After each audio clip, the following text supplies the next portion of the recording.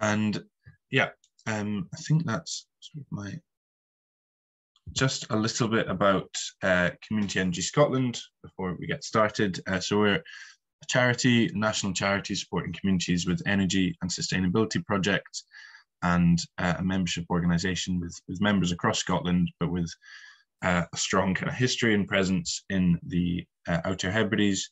Our aim is always to strengthen and empower local communities to take action, whether that's with energy or with other sustainability projects. And yeah, this week of events, we're really happy, has been supported by Peatland Action, a programme from Nature Scot, and also the Pebble Trust.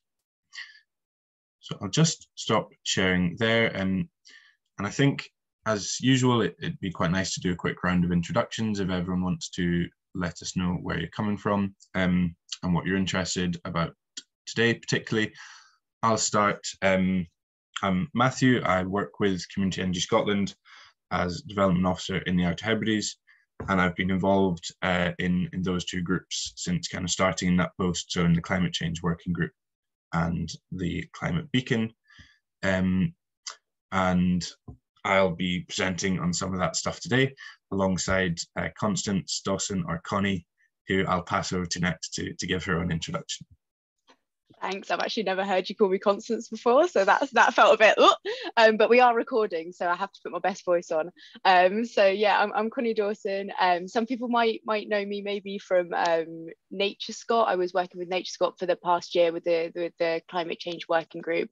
I'm actually still cheating on my current organisation with wearing my Nature Scot top, but I now work for Sniffer, which is a sustainability charity that runs many projects across Scotland, but one of which is the Adaptation Scotland programme that some of you might have heard of. And the Adaptation Scotland programme helps communities and organisations adjust to the impacts of climate change and plan to manage those risks.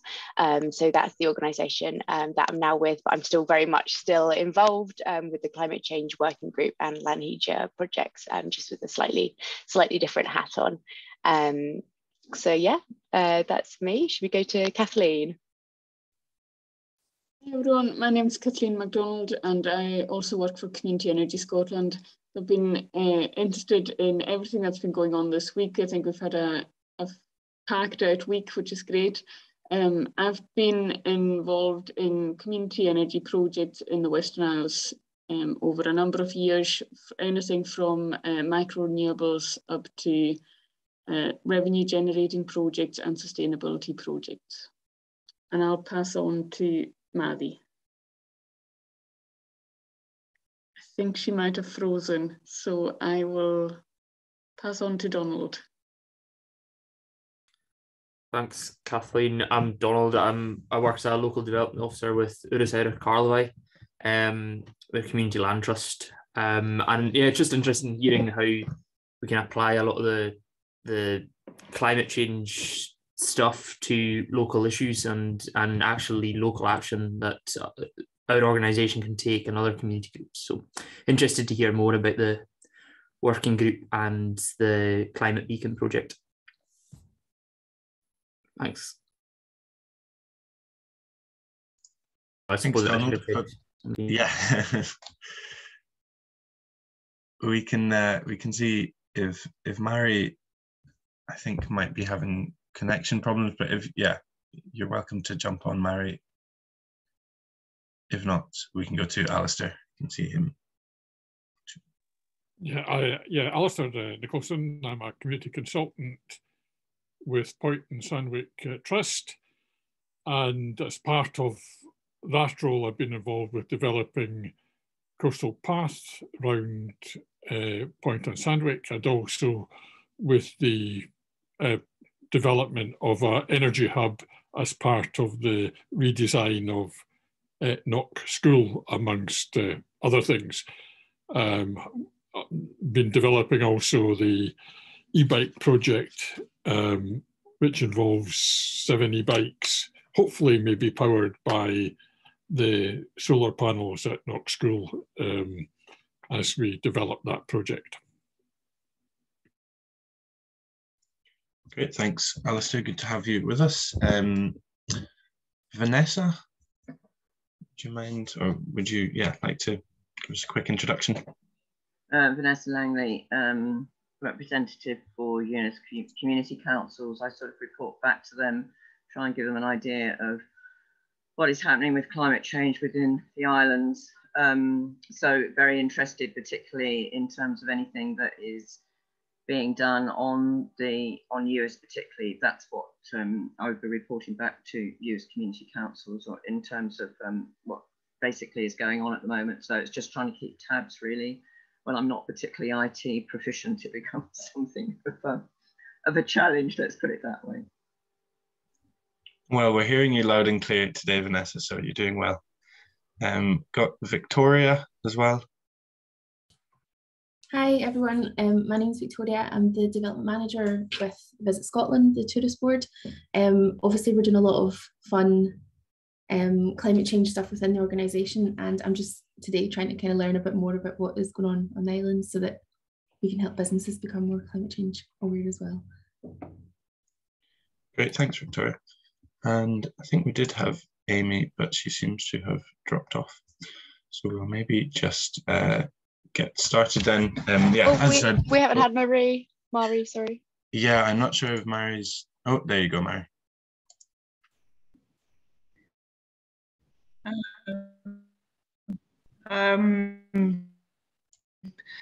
I'm sorry, it's the same as the other night. I'm back and forward, but sorry.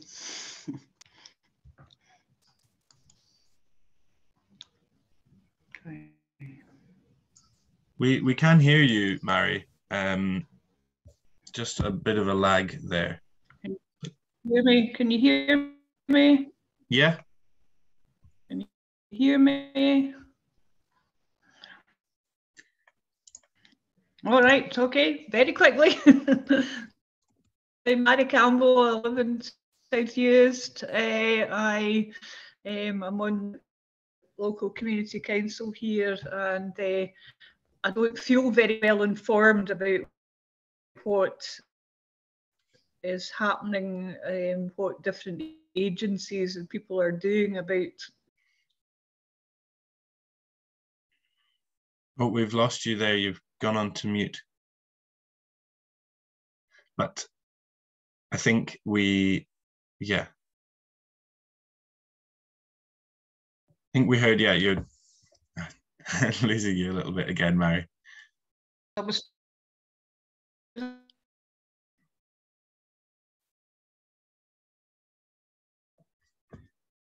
Just don't seem to be getting your sound through, but thank you for persevering and trying. And I think we heard based in South Uist and interested to find out who's doing what. So hopefully we'll be able to answer some of those questions today. Amy, Rob, I'm not sure if you'd like to, you're very welcome to give a quick introduction and let us know what you're interested about today, Amy. Hi there, good morning. I'm having trouble with connection issues now. I'm having one of those mornings. It's a bit breezy, and I think it's just my internet now. I'm a student at Thide here in North Uist. I'm doing the BA Fine Art at Thide and recently moved to North Uist, and I'm interested in the impact of climate on communities in the context of my creative practice. I originate from Ayrshire, from fishing community, fishing family, and I have a particular interest in our coastal waters and the impact of climate change on that area. Okay, great. Thanks for joining today, Amy. Really good to have a good mix of attendees from different backgrounds. So hopefully this will be an interesting session for everyone. So I think we can go ahead and get started in our presentation. Connie, are you able to share screen? Perfect.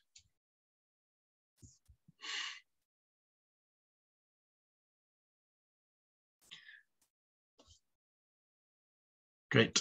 Yeah. So could you see that? Sorry. Yes, Great. yeah, we can okay. see that. Fab, can find my unmute button to ask. I'll let you introduce it, Matthew. Thanks. So as I mentioned today, two of the main things we want to talk about are the LANHIJA, name for the Climate Beacon, and the Climate Change Working Group, just to kind of let people know what these organisations are, how you can get involved with them, and what they're kind of aiming to do or what they've done already. And myself and Connie will kind of be jumping in at different points to present on different aspects of this. Next slide, please. So a quick overview of these two organisations is what we'll start with, as well looking at some of their work so far and kind of what they're aiming towards, what they're working towards.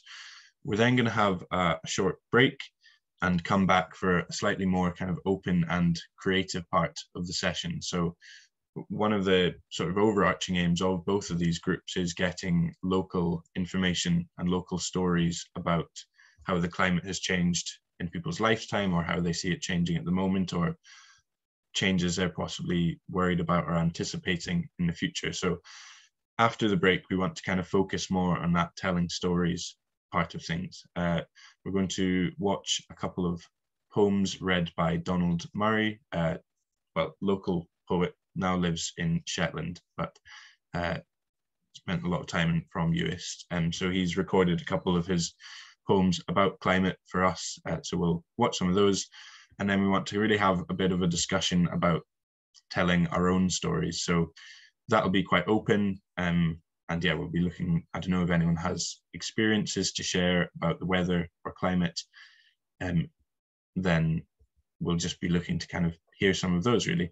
But they'll be quite open, no pressure. And yeah, but maybe have a wee think if there's anything you think that might be good to share that story. You can think about it throughout, and yeah, finish with the Q&A, but there will be chances to jump in with questions throughout, I think.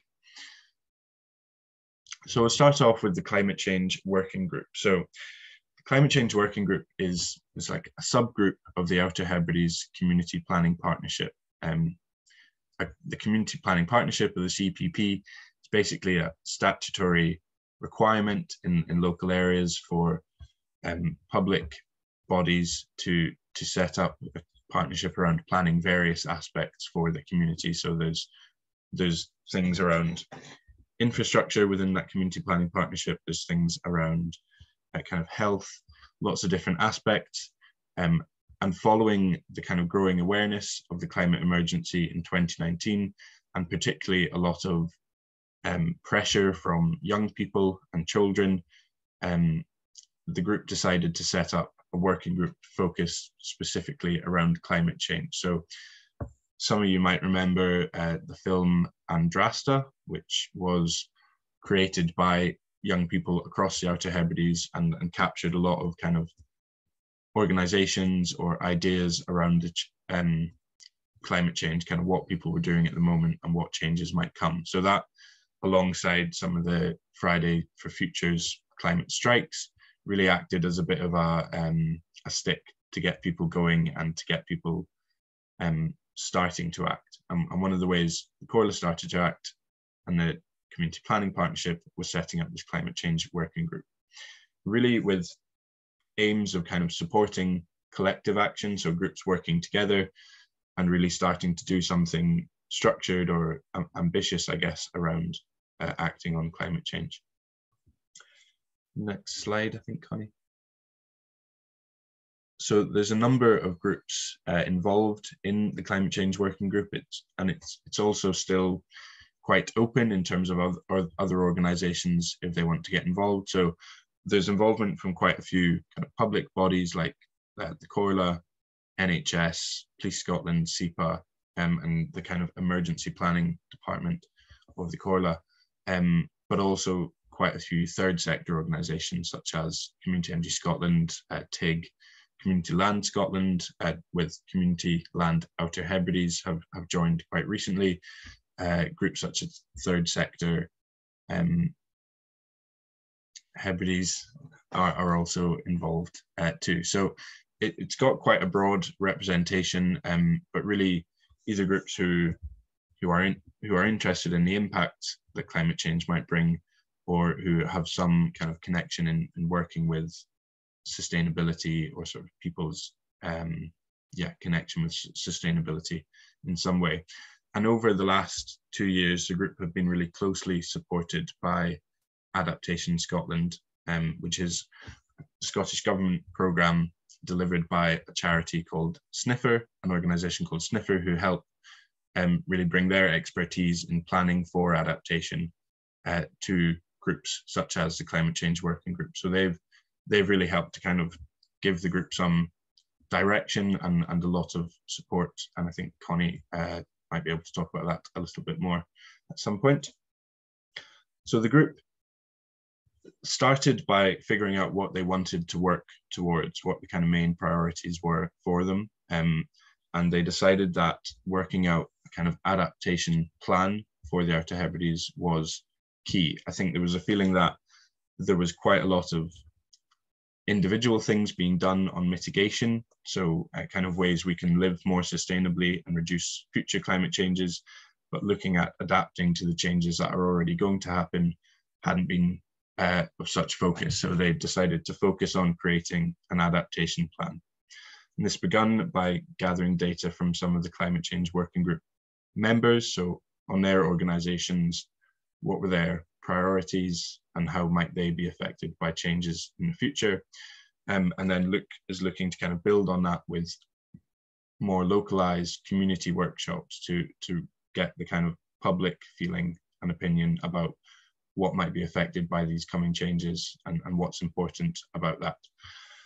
So with that, that's been the kind of core aim of the group over the last few years, but looking to do that in a collaborative way with other organizations. So finding out where there's links to kind of connect that community workshopping with other projects going on, and particularly finding opportunities for kind of creative engagement to find a way that engages people in climate change that isn't as possibly intimidating as when there's lots of numbers and there's lots of technical detail, but can connect people slightly easier. So I think next slide, Connie. Thanks, Matthew. So I was just going to give a quick introduction to climate change adaptation. More than Matthew's already given us a little one, but just in case people are sort of unaware of what that might actually mean. So, often I think adaptation and mitigation are pitted as sort of separate or like opposing things, and you have to pick one or the other, but really they're sort of two sides of the same coin, and working on adaptation and mitigation together is sort of gives the best chance for success, for future success. But as Matthew said, mitigation is looking to reduce those carbon emissions that are actually creating the changes that we are seeing globally in weather and climate. But adaptation is recognizing that historic carbon emissions, since the Industrial Revolution, are actually already locked in, and so these changes, no matter how much we mitigate now, will continue to happen. But obviously mitigation then helps to reduce those in the future, but we still need to regardless adapt to the historic carbon emissions that are already locked in, and so some of the projections for Scotland's climate is to experience hotter, drier summers with sort of greater extremes in temperature, warmer, wetter winters with more intense rainfall events and storm events, and that sea levels will continue to rise, which is increasing flooding and coastal erosion. And so these changes, I'm sure you all already know, we're already experiencing currently, but they're projected to continue and intensify. So adaptation just means getting ready to cope with climate change hazards and taking action to manage current and future risks. So as Matthew mentioned, the Climate Change Working Group, this was before my involvement, but decided to focus slightly more on adaptation for the first sort of couple of years, and there's many reasons for this, but the Outer Hebrides, as we all know, are a sort of archipelago of multiple islands, and that sort of increases the surface area where we have that's at risk of sea level rise and coastal erosion and flooding, and with there being many low-lying areas of the islands as well, then there are communities that are at risk, and also the island's sort of reliance on interconnected infrastructure with causeways and ferries and flights to the mainland for getting lots of the commodities that we use here to survive. That means that we want to ensure that those are strengthened and will continue to be robust with climate changes. So I appreciate that everyone, sort of pretty much everyone, mentioned that they wanted to know a bit more about sort of adaptation and in the introductions, and we didn't maybe plan too much for that. We planned more for just sharing about the climate change working group and Lanija and what they're doing at the moment. So I'll just give a little bit of examples of what those adaptation actions could include. So examples of adaptation actions could include, social actions like establishing community crisis hubs and emergency phone trees in communities, so that, more rural communities, for example, can account for everyone when there's a severe storm. You can make sure that your neighbours are safe and well, and that they have all the food and everything that they need to get by. Examples could be working with charities, like particularly the third sector interface, to strengthen volunteer networks, to make sure that we're reaching out to people who might experience sort of like a social isolation if causeways are closed, or if roads are flooded and people can't get around. So making sure that there's strong volunteer networks to reach out to people that might experience social isolation and climate change. And things like applying for funding for those big infrastructure projects like strengthening causeways and connective infrastructure between the islands, planting trees in appropriate areas to provide landslide and flood defence, working with SEPA to make sure that households in at-risk areas of flooding are aware of flood warning, the SEPA's flood warning system and flood defences that they can take. So there's loads of different examples of adaptation actions, from sort of social to more infrastructural and more environmental adaptation actions, and sort of cultural shifts as well. So I hope that gives some examples, but hopefully as we go through and talk a little bit more about the climate change working group in Lanija, you'll be able to sort of see a little bit more about how we're trying to sort of work with communities to develop these. Okay, I'll hand back over to Matthew to carry on talking about Lanija.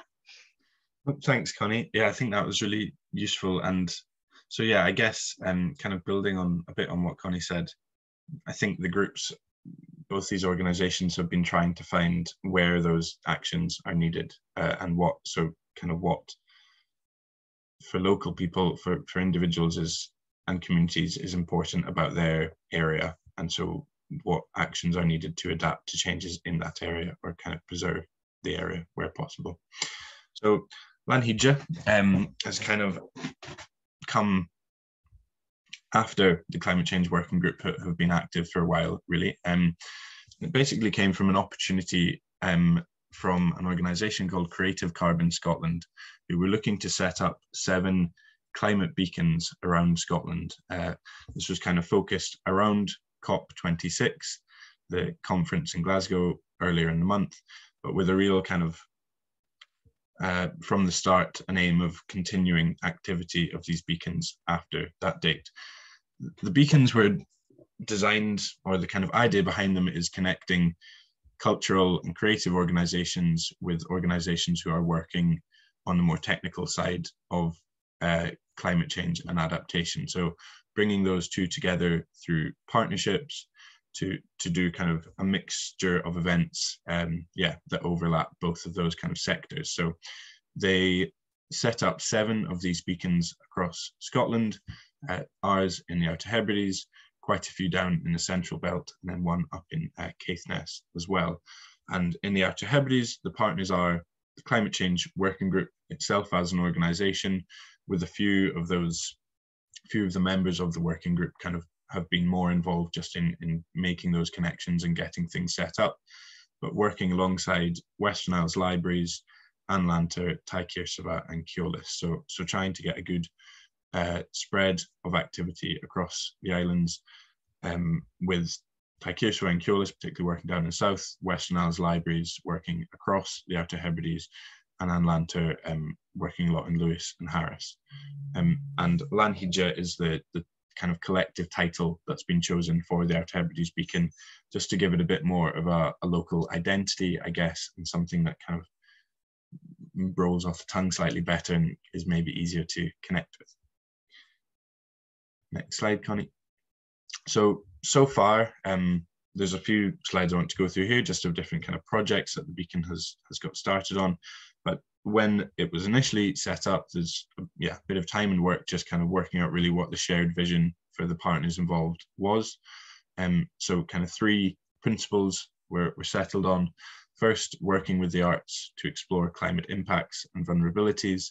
So kind of, as we'd mentioned, taking what we know about where climate change might impact our islands and working with the arts to communicate that, generating qualitative data to feed into climate change adaptation plan.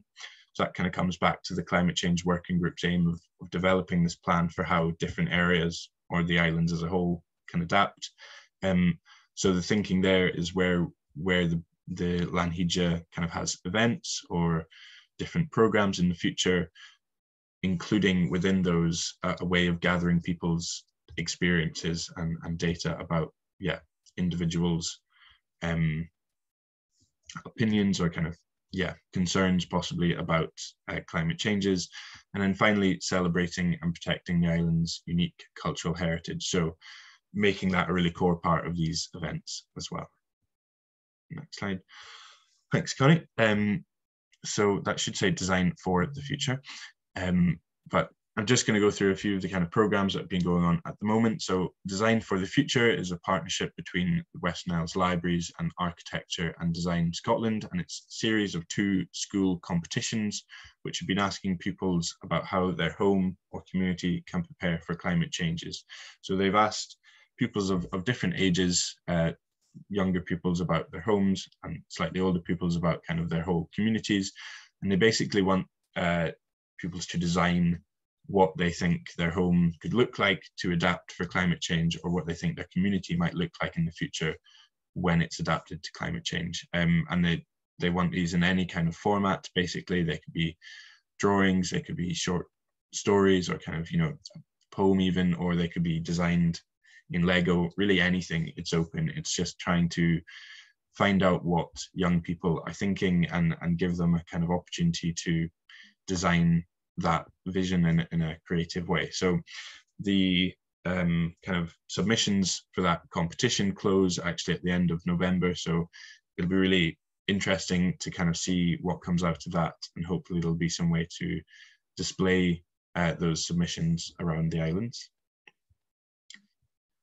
There's also been a number of exhibitions kind of led by individual members of Lanhydja, but all linking back to this climate change theme, and often about how people can connect with that. So Thide down in Lochmaddy have delivered the Message in a Bottle exhibition, which is ongoing at the moment, and part of that was also a film about the project, which was shown at COP26. We showed it earlier on in the week during one of our events in partnership with North Youth Development Company. But for those who don't know, it's basically a project in some ways similar to Design for the Future, in that it looked at young people and wanted them to write a message in a bottle, basically, to leaders at COP26 about the action they wanted to see. So it was a really nice way to give all those young people a voice, I think. There's also Glacial Narratives, an exhibition at Thide that's ongoing at the moment, which is about changing kind of Arctic ice and how that might affect other areas of the planet.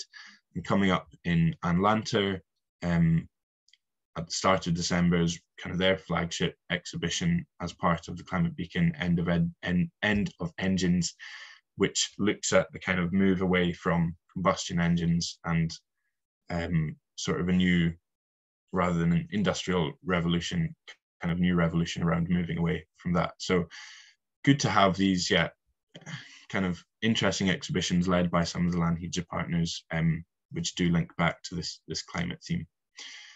One of the core parts of the activity are a couple of artist commissions, which are open at the moment. So these two basically briefs for artists based in Lewis and Harris or in Uist and Barra, which were open during COP26, and they're quite wide, I'd say, in what we're looking for from these, but really an approach to, we're looking for artists who to come forward with something that connects climate and sustainability to the arts or in a creative form. So the approaches taken in Uist and Barra and Lewis and Harris have been quite different.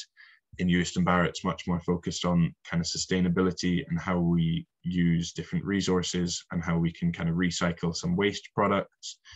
Whilst in Lewis and Harris, it's a more open kind of exhibition about an individual or a community's experience in, with the changing climate, and looking as part of that for people to possibly link up with community organizations or kind of with academic researchers, possibly, to have that as a core part of the project. So those exhibitions and residencies will also be kind of delivered over the next 6 months, so look out for those. And then a final thing to talk on at the moment, before Connie goes into a bit more detail about some of the other activities, is the Storylines project. So this is a collaboration between the Lanhydra Beacon and the Met Office, which is looking to connect climate modelling with local stories. So background behind this, the Met Office approached the Climate Change Working Group initially with this kind of idea for a new way of communicating some of the climate science they do. So one of the researchers at the Met Office, Dr. James Pope, has done quite a lot of detailed modelling about what climate changes will do to kind of the frequency of storm events over the next 50 and 100 years in the Outer Hebrides. And he wanted to find a way basically of taking that from quite an intense scientific kind of data heavy report into something that is more relatable, and thought possible way to do that is to connect it with local stories of kind of what's happened in the past, and possibly some stories imagining what those changes might feel like in the future. I've just put a snapshot up there of the approaching Storm Arwen, as I thought it was quite topical that one of the kind of changes James Pope has picked out in his modelling is an increase in storm events, and so it's quite timely that we happen to be getting what seems like one of the first proper storms of the winter coming in as we speak, really. So the storyline piece will be developed over the next 3 months, and we're hoping to take a bit of a kind of sandwich approach to that, where we start off with kind of public involvement in gathering some of these stories, and we'll talk a bit more about that later. So we gather those stories, it then goes off with an artist who develops that alongside the scientific report into a kind of final piece. We're not sure what the medium for that will be. We're quite keen to keep that open. And then afterwards, it'll go back to the public through a series of kind of workshops where we'll show the final storyline piece, but also have time to kind of talk about what that adaptation or what those changes might feel like in reality, and what individuals or communities can do about that. So we'll just say, if that sounds interesting to you, definitely let us know, because there'll definitely be opportunities to get involved in that process. Thanks, Matthew. So I appreciate that the beginning of this has been quite a lot of front loading of us talking. So you'll just have to put up with another couple of minutes of me, and then we'll have a break and hear some poetry reading, and then get a chance to have more of a discussion about the sort of stories that Matthew was talking about, and that I'll talk a little bit more about now. So just for the moment, I just really would love to talk about one of the best examples, I think, of Lanija and the Climate Change Working Group working together for adaptation. And that's with the community mapping pilot that we held in North Uist this summer. And actually, I think a couple of people on this call today have attended some of those workshops. So it's really nice to see you back again. Yeah, so as Matthew was saying, the Climate Change Working Group, one of their key aims is adaptation planning and really working with communities and hearing community voices to be able to actually input into that adaptation planning process is a really key part. And for Lanija, it's that creative aspect of how we can get people working together and how we can really raise up community voices and understand people's lived experiences of climate and weather in their area.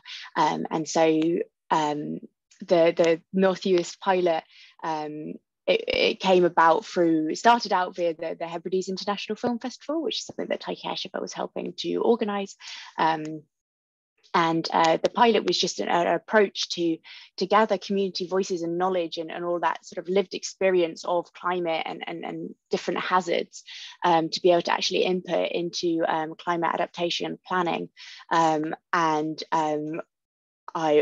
happy to say it was very successful, and we're hoping to roll this out across all the islands and back to North Uist as well next year.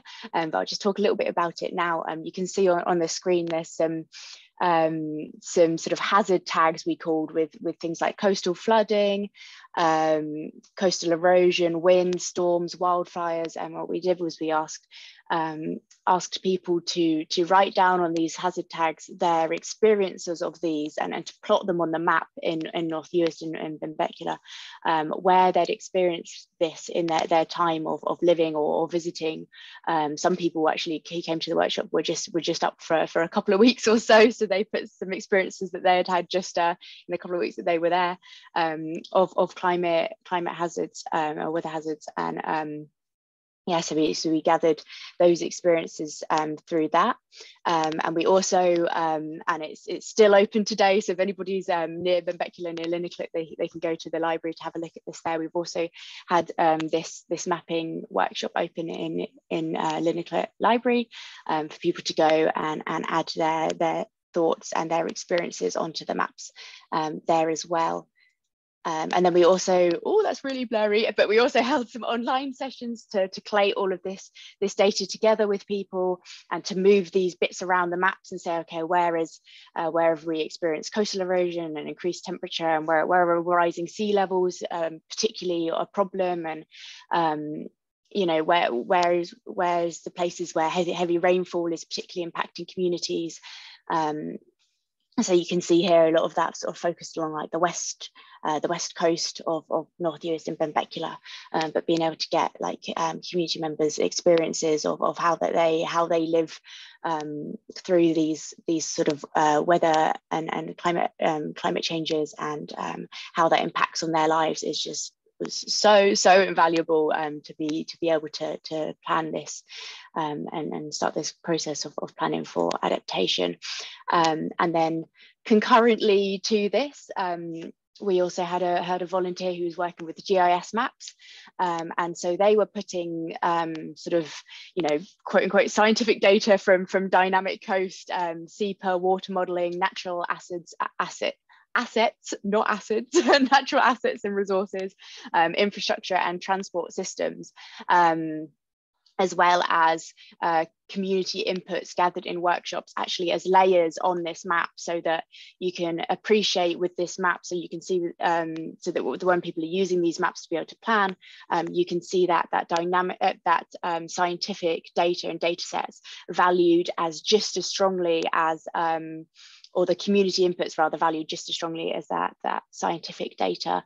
And I think what was really valuable as well is that these data sets, the sort of scientific data sets, they don't really show you what the impact will be on people and necessarily on you can't sort of focus down onto specific areas, and with these mapping workshops, people were able to pinpoint, well, actually when it floods, it's this road in particular that's really damaged, and when this road is cut off, that means that then I can't access I can't drop my kids off to school, or my aunt can't get to her hospital appointments, or that shop there is closed to this people here when this road is closed. And so the sort of community insights and data give a much deeper, richer aspect on this map, and this way of valuing scientific data and community data equally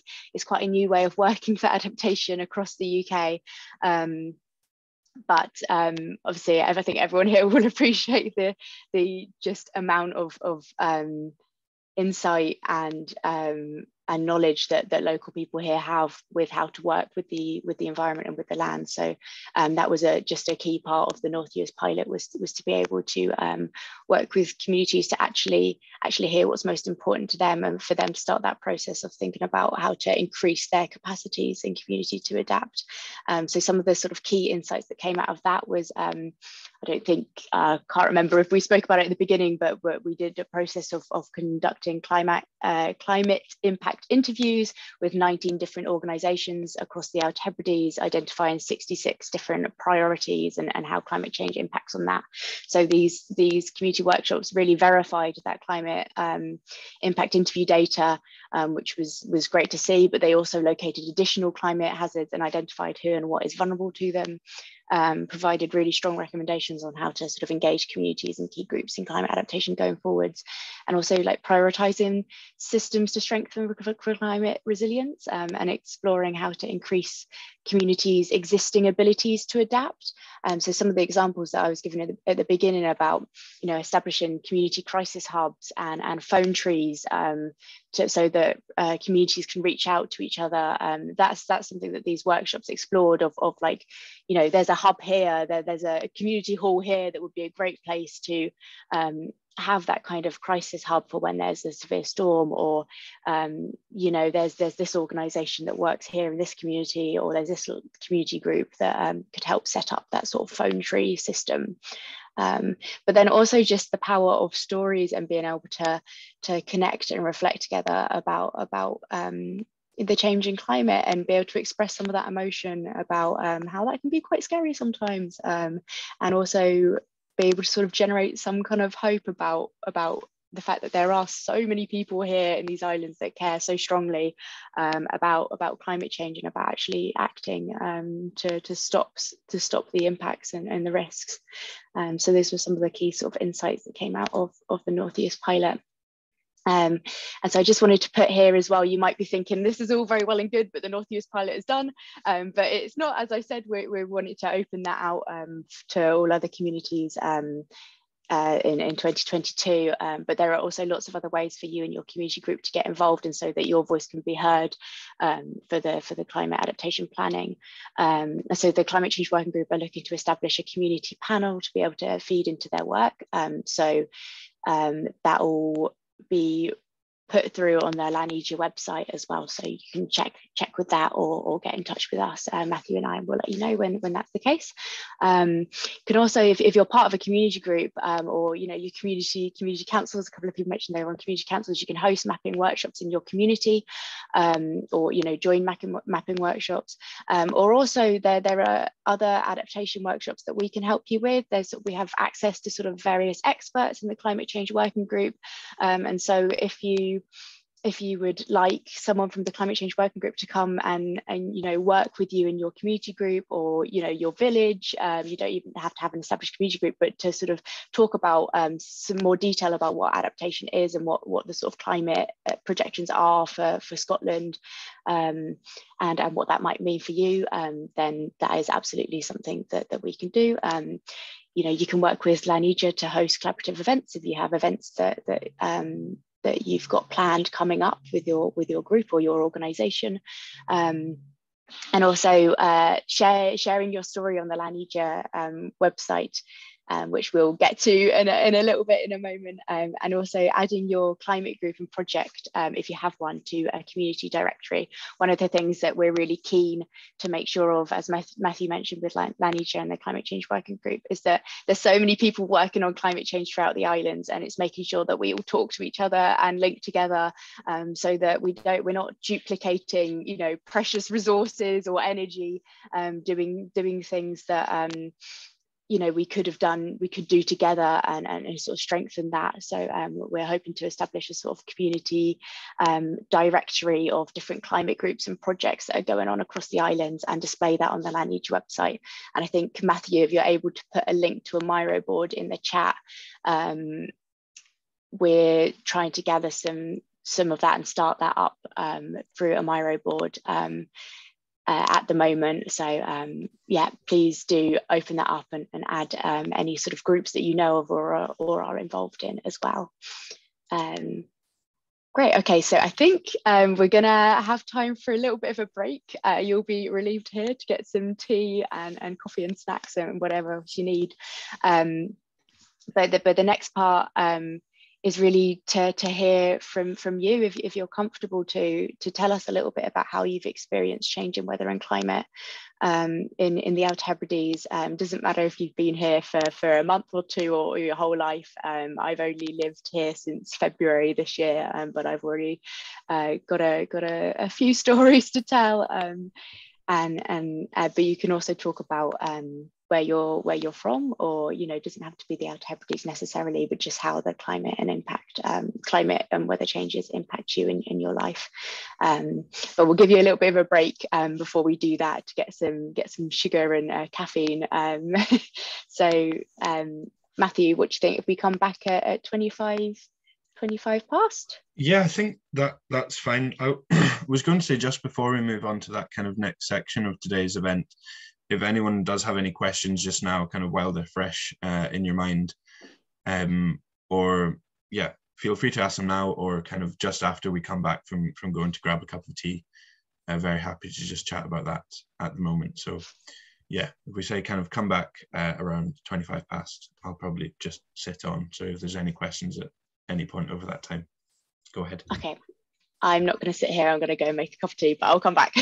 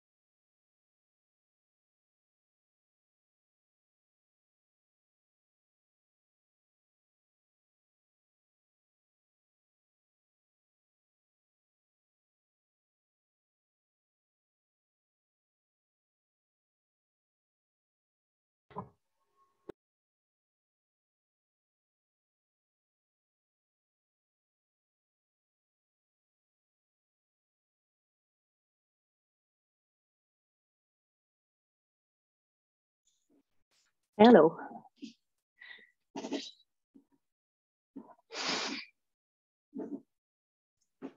Hello.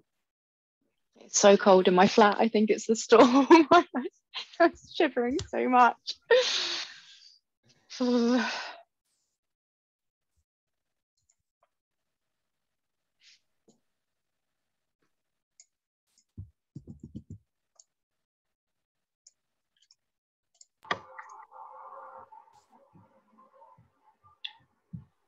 Hi, Constance, can I say something while we're waiting? Yeah, of course. Because I put something in chat, but with my usual IT negative thing, I don't know whether it's come through. I haven't seen it, no, sorry, Vanessa. No, I clicked on return and enter, and it's just absolutely nothing, usual story. But I just wanted to say, when you come back to local records, the records of the lighthouses here, you've got Butterf Lewis, you've got the Monarch, and you've got Barra Head. Now, lighthouse keepers had to give daily records. 3 or 4 times a day, they had to put those records through. They recorded all the local events. They had to send those records through to the Northern Lighthouse Board and also to Trinity House.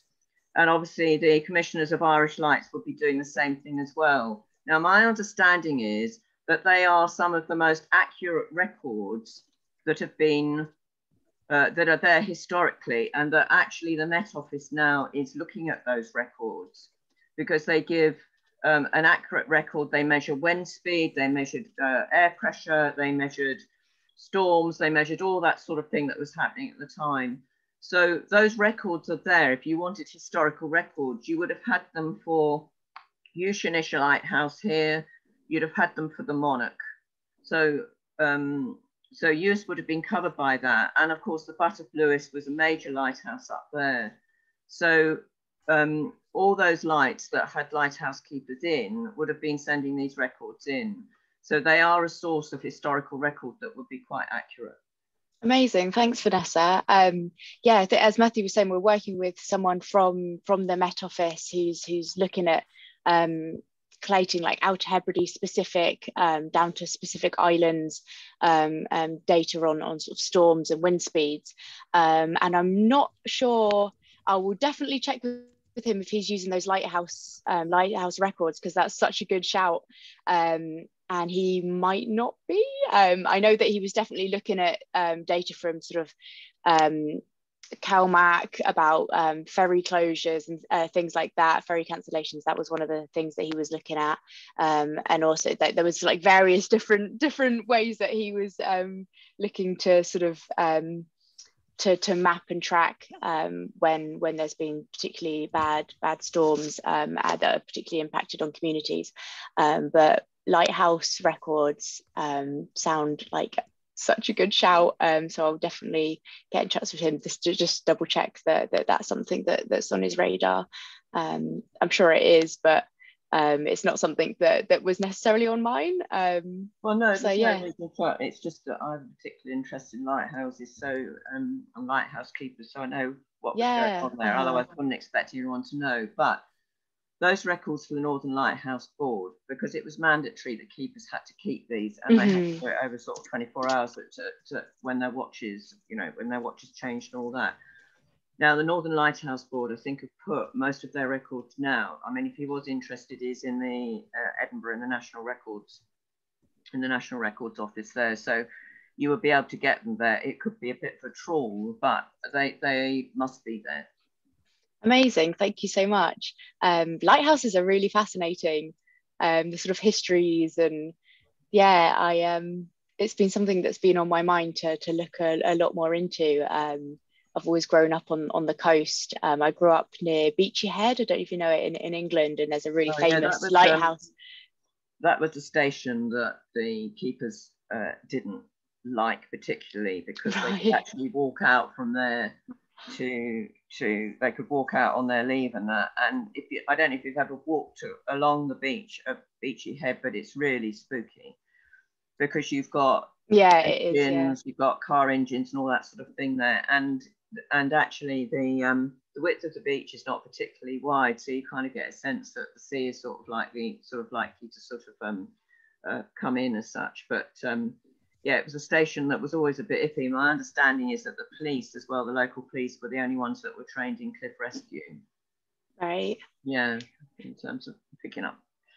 Yeah, growing up near there, everybody's got a sort of sad or scary story evolving around that sort of area of Beachy Head. But yeah, speaking of lighthouses, we're going to have a recorded sort of poetry reading from Donald Murray, and his latest book is actually a story of Scotland's lighthouses. So Vanessa, I'm sure you know, but for anybody else who doesn't know, so Donald Murray was born in, or grew up in Ness, I think, but has spent a lot of time in Uist and then now lives in Shetland, as Matthew said. But his latest book sort of explores Scotland's lighthouses through like the history and storytelling of the lightkeepers. So really connects with what you were just saying there, Vanessa. I haven't read it yet, but as I was saying, it's been on my mind for a while. So yeah, definitely one to read. And he's also got another book out called in a Veil of Mist, I think. So those are his two most recent books. That's interesting, because I didn't know it came from there, but of course John Love down here has written a wonderful book on lighthouses and natural history, because that was the other thing that a lot of keepers did, was they would record numbers of birds and all that sort of stuff that sort of came in. So, and John Love is the definitive thing on the Flannan Isles. He's written sort of definitive and has followed up with families and all that sort of thing of the disappearance of the three keepers on the Flannans, which have never been explained. Awesome. Okay, Matthew, are you okay to? Yeah, should I just go ahead and share? Yeah, if everybody's back kind of now, I'm assuming people are back and just have their cameras off. But if you're not back, then shout. Okay, thanks, Connie. So a couple of videos from Donald here. Yeah, the sound seemed to be quite quiet when I was playing it from my computer, but hopefully that's just my speakers. So maybe turn up your audio if you can, and hopefully this should work fine. Is everyone seeing that? Yes, yeah, can see. Yeah. Okay, this is about Uist, where I stayed for about a dozen years, and where the shoreline has been washed away to a great degree, and as I say, 5 meters in winter storms. So here's the poem. Uist Storms. For all that Marham belts the shoreline down, the sea still tugs it loose, unbuckling strap and stalk, the bonds of sea-bind reed, slicing through frog, orchid, and corn marigold, clipping fences too upon the crests of dunes, unsettling lapwing and golden plover from the places where they choose to rest, ruffling corncrake and eider duck, fluttering the feathers of seabirds curled within their nests, as if the midriff of these islands has been torn, its innards spilling outwards with the onslaught of each storm.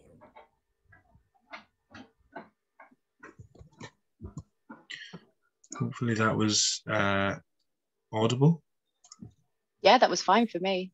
Okay, great. Okay. It's number 2. This one is called Sea Sauce, and it's about the number of ketchup bottles that used to be washed up in South Delve, the village where I grew up when I was very young. Sea sauce. Ketchup bottles clustered in rock pools on the coast at Delve, as plentiful as seashells, limpets, whelks, or the bladderwrack and kelp swept upon the shore. Sometimes we planned to steal a boat, sweep oars west, to go out and explore whether some factory was out there. Between the Butt and Newfoundland, we'd play at being Wyatt Earp, squeeze them within our hands till sea water squirted, jetted salt at the limbs and chests of friends.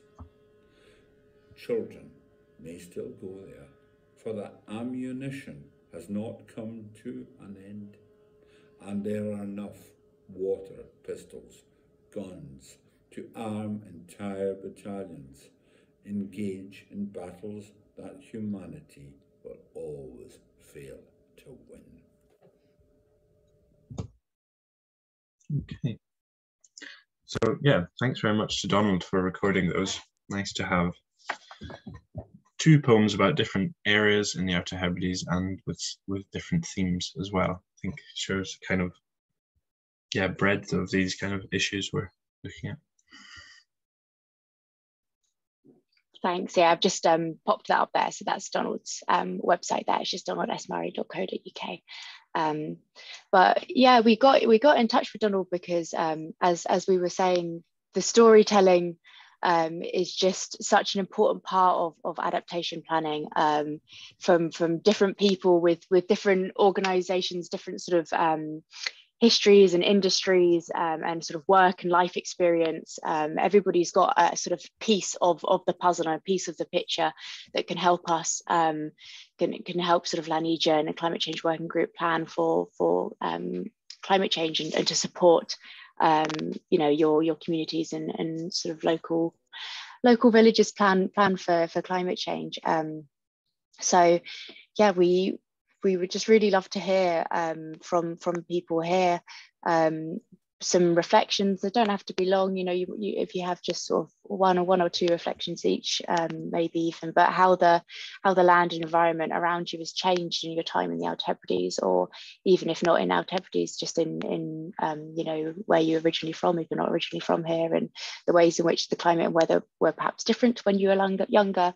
And I think a really key part to hear about is how does the weather impact on your life, because that helps to point towards sort of things that we need to strengthen, and the sort of resilience that we need to, you know, bolster and support in the Outer Hebrides. I suppose I could start just a very easy quick win in saying that, or not a quick win, the opposite of a quick win, in saying that this storm today has stopped me from traveling on the ferry tomorrow to go back and see my family. I'd booked to go and see my family, and it was the longest time that I had managed to get off and see them in 8 years. 8 years, not 8 years. And that's been cancelled tomorrow because of the storm. And since I've been here since February, I would say, I'm slightly pulling this statistic out of nowhere, but I'd say probably like a solid 30% of the ferries that I've booked have been cancelled because of storms. And that's something that I had no sort of appreciation of before moving here, never having had to rely on sort of ferries before, and always having alternative routes to get to see friends and family. And I have heard a lot about how that's increasing and how that's changing a lot for people here. So yeah, that's probably my one reflection that I could give today, but it would be really great to hear from anyone else if they wanted to share as well. I'll open up the space for anyone to come in if they've got anything that they particularly want to reflect on or share. Well, I think we've got another example of Mary today with her internet connection down in South Uist. Yeah, definitely. I was really glad my internet seemed to be connecting today, because I had meetings yesterday where I couldn't, Matthew can attest because he's in one of them. Everybody just sounded like Daleks for me. But is Marie still here? Or is she? Can't see. I think she's gone. Oh no, she's here. No, she's here with her hand up. So yeah, come in, Mary, if you're able to.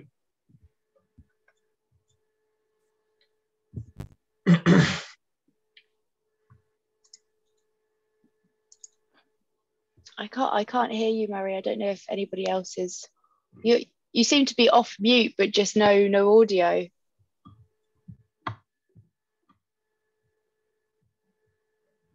No, it's such a shame. It's such a shame. I don't know if you wanted to type something into the chat, maybe. I know that's nowhere near as good as hearing somebody speak, and I'm so sorry. I don't know what is the sort of problem there, but we can blame it on the weather, maybe. Donald and Victoria, is there anything that any sort of experiences or reflections that you've got from living here? Well, I'll say a few things. I'm in my spare time, I'm a crofter, and we rely on the weather being good or not being awful, to kind of get things done and to manage our stock. So I think extreme weather events increasing through the winter and winters being wetter is something that is really concerning and something that we're seeing, I think, happening. So this time of year, the rams are out with the sheep, and having horrendous weather like this isn't ideal, and can actually impact on the number of lambs those sheep will have in the spring. So things like that actually have an economic impact on crofters. An interesting thing that I don't have any direct experience of this, but anecdotally, I've always been told that the summers in the past used to be a lot more settled, like the weather was more predictable, and you got longer periods for making hay. And now a lot of people will tell you that making hay here is very hit or miss, and is actually pretty much impossible to get right unless you get a really good spell of weather. And it's interesting that in one of the previous slides earlier on in the morning that you were saying that one of the predictions is that we will have warmer, drier summers here. So I wonder if that's going to be another change that we're going to see, that comes full circle. So that changed. Crofters started making silage instead of making hay, so that they could do it in a shorter period of time and be less reliant on the weather. I think that's all I've got to say. That's really, really interesting. Thank you, Donald. Those predictions for Scotland are that we'll get warmer, drier summers, but with a caveat that there'll be more sort of sudden extremes and unpredictability. And I think that's the key part of the climate change projections, rather, not predictions. There's a sort of difference you can never really predict, but that there will be sort of unexpected changes, and that sort of unpredictability of the events that we'll get. But generally, the general trend is projected to be warmer and drier summers, which does mean that there might be some opportunities for agriculture, but also there's also sort of tempered with that means that that means that I can't think of the scientific word for it, as it's gone out my brain, but that means that the pests and diseases will also be able to sort of come in and survive in climates and in areas where it may have been too cold for them to survive previously. So there's all sorts of different things to take into account. But it's really, really interesting to hear that about. I had no idea about, when you were saying with the rams out with the sheep currently and the weather impacting on the amount of lambs that sheep will have. That seems to be a really, I was at your presentation yesterday, so I was aware of how much crofting there is in the islands, but when you see the statistics of how much of the land here is croft land, and sort of hearing something like that, it's going to impact on almost every sort of household here, or at least everybody will know somebody that's a crofter that's impacted with that sort of thing. I think the point you made there about pests is actually a really important one too. It's definitely something that we could see having a major impact. I mean, for example, we don't get flies are a problem on the mainland with sheep flocks in particular. Something called fly strike, and we just don't get that at all here unless an animal is sick anyway. Or has an injury, and if we do have warmer temperatures and in the summer, that could be an issue. Also relying on colder weather in the winter to create a break for things like ticks and fluke as well. So I think there's some real challenges there that maybe we're not quite aware of yet. No, thank you, Donald. That's really, really really important to hear. Victoria, do you have anything you wanted to share? It's absolutely okay if not. I just don't want you to feel like we're ignoring you. No, don't worry. I don't have a lot of, I guess probably a lot of kind of hands-on experience of experiencing climate change. I didn't grow up here, and I've lived up here for the past, I've lived in Lewis for the past 6 years. And I think probably the thing I would say that we've all noticed the most is that you get a lot less snow. I like 25 years ago, when I was obviously really young, we had really, really snowy winters, and now nothing lasts as long, so the world is so obviously warmer. So yes, I think that's my main thing, but otherwise I'm not not as good. Yeah, my main gripe about that is that we used to get snow days at school, and you'd get the day off school because of the snow. I don't know if you get that up here, but definitely in southern England, snow was like, but now it's not the case anymore. So all these kids are missing out on the snowman days. But yeah, I mean, all of these. I mean, you know, you sort of preface that, Victoria was saying, like, I don't know, I haven't experienced that much, but actually that's a really important reflection. And all of these sort of things, no matter how big or small, we'd really, really love to hear, and it's also really important to hear.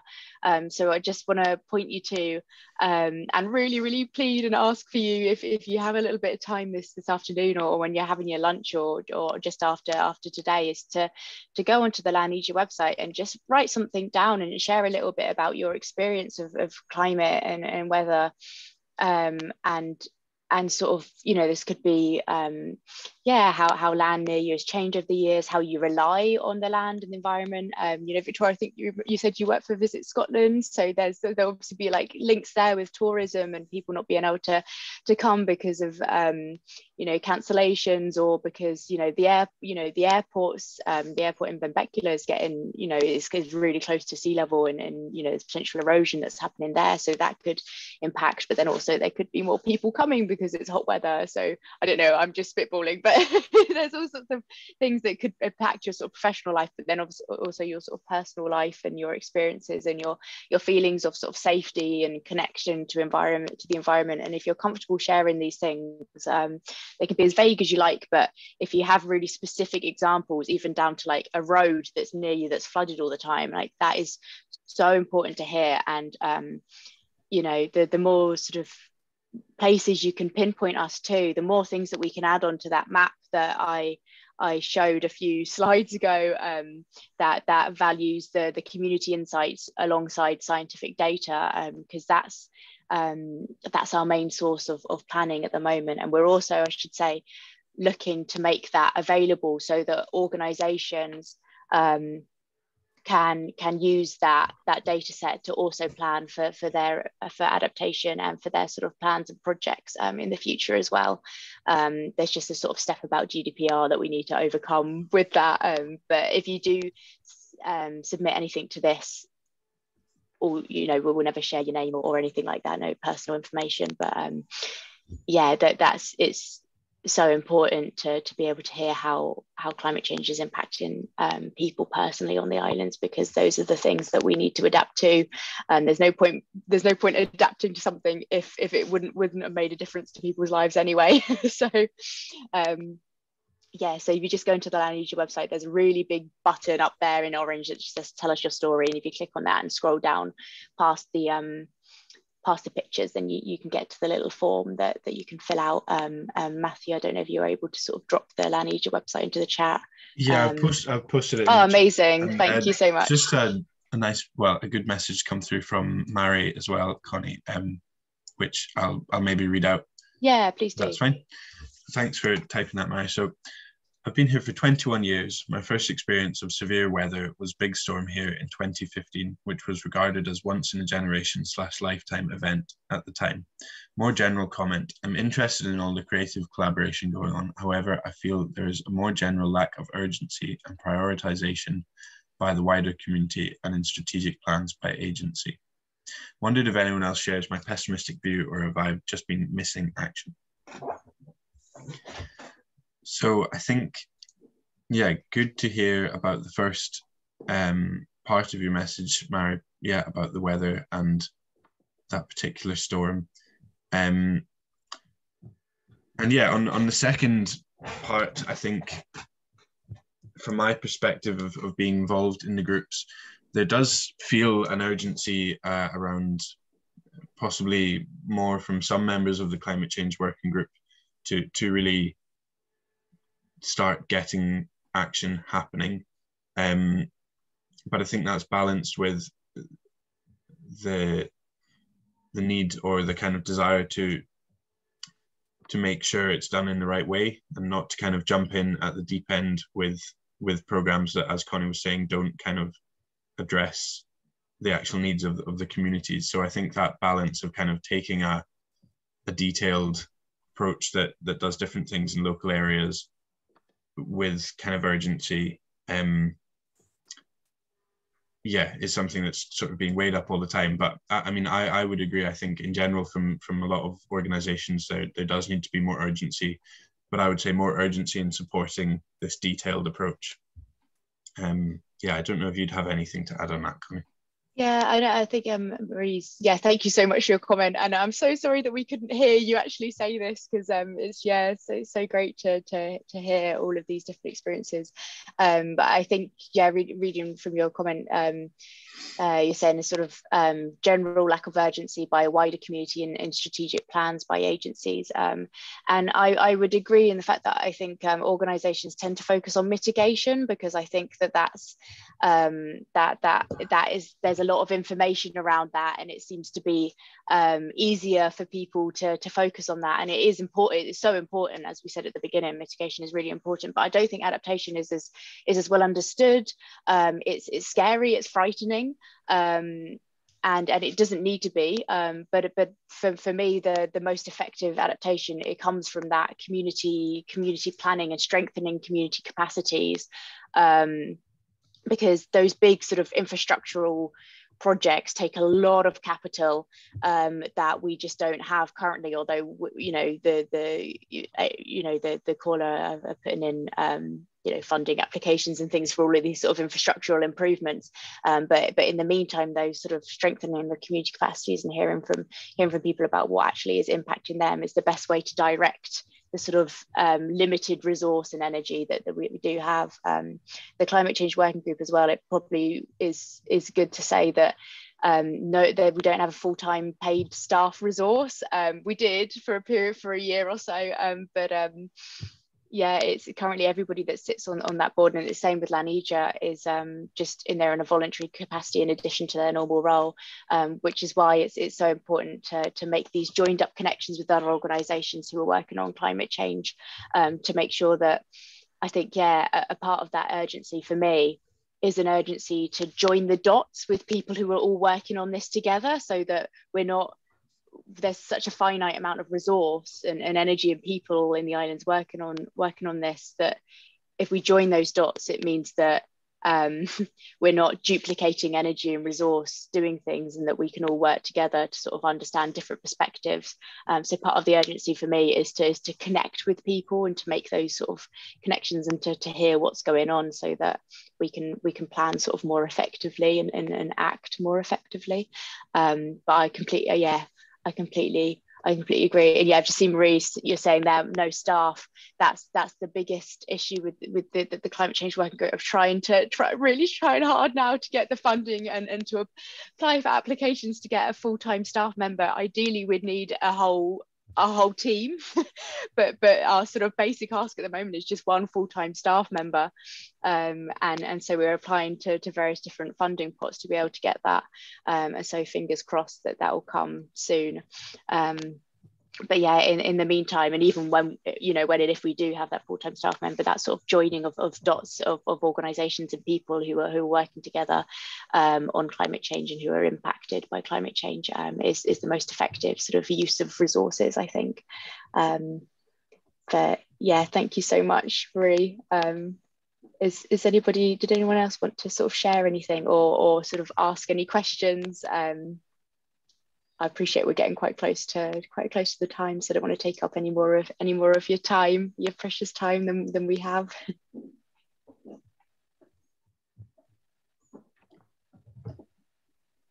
No, it looks like everyone's good for now. Oh, another message from Vanessa. Yeah, Vanessa saying, anecdotally, when I've mentioned possible climate change predictions to friends, with crofts there isn't any urgency, which is interesting given the crofts are a way of life and the Western Isles are at the forefront of climate change.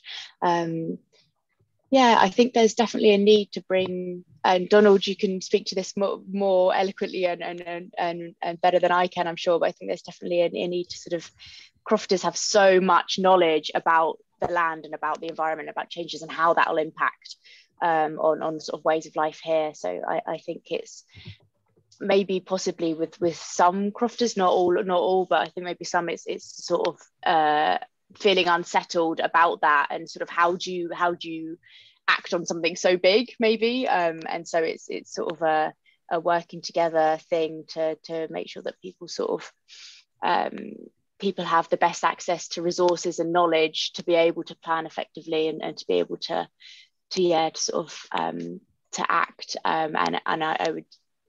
We definitely need more input from crofting organisations in the climate change working group, I'd say, as well. That's on us to reach out more. Lots of the things that we do now, unfortunately, are online, which doesn't work with sort of crofters and land managers being outside most of the day. But that's just an aside. But Donald, sorry, I don't know if you had. Yeah, I would recognise that comment, really, that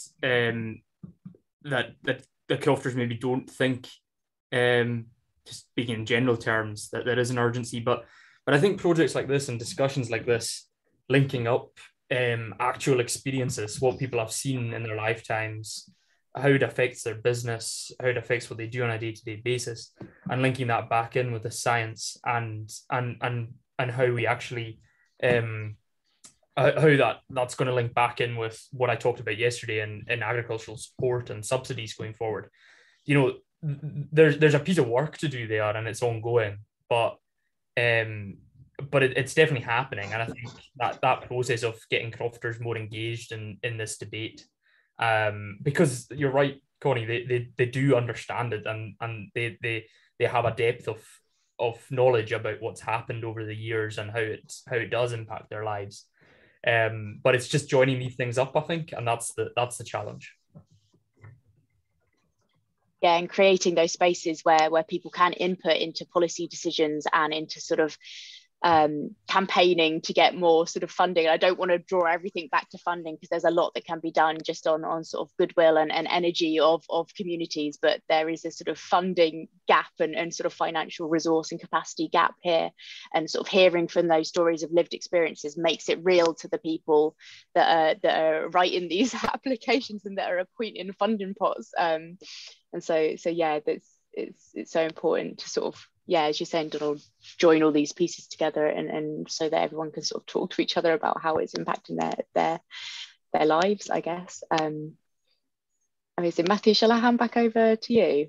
You know, I've got one more slide with our emails on it, just to say thank you, but I'll hand over to you to say anything from Community Energy Scotland side. Or no, yeah, thanks so much, Connie, for kind of hosting and taking us through that session. I think it's really interesting just to start hearing those stories, and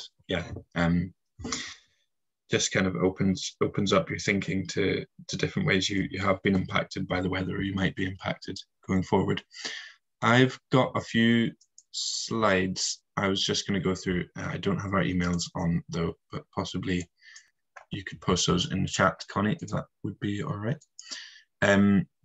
This was just to come back to that Miro board that Connie mentioned at the start, and the link will be up in the chat. So if you'd like to go on that and add, you can just kind of drag those post-it notes and then type onto them.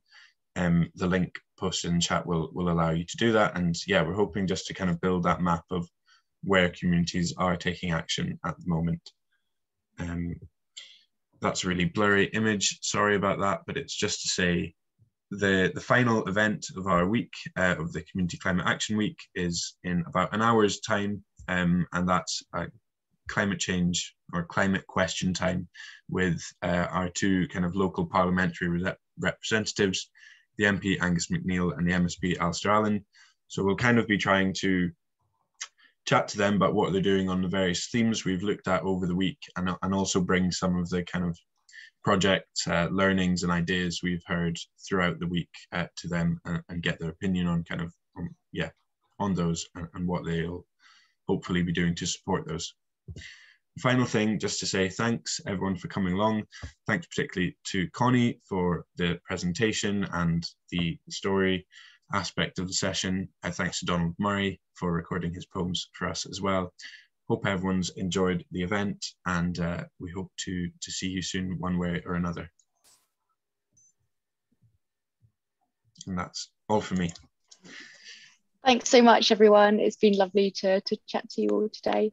And I've dropped our emails in there, so please do get in touch, because there's no way of us contacting you, I don't think, because of data issues and things. So if you wanted to stay in touch about the sort of work and connect up a bit more, then you'd have to email to make that first link, I think, unfortunately.